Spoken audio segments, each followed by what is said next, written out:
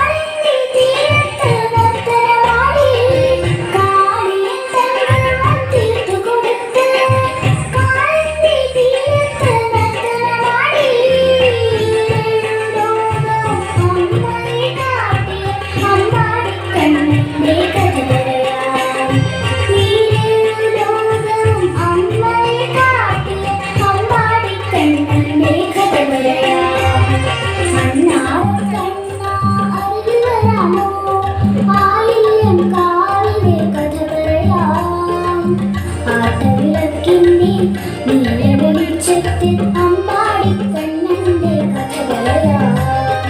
അണ്ണാടക്കണ്ണ അറിഞ്ഞു വരാമോ? ആയിരം കാവിലെ കഥ പറയാം.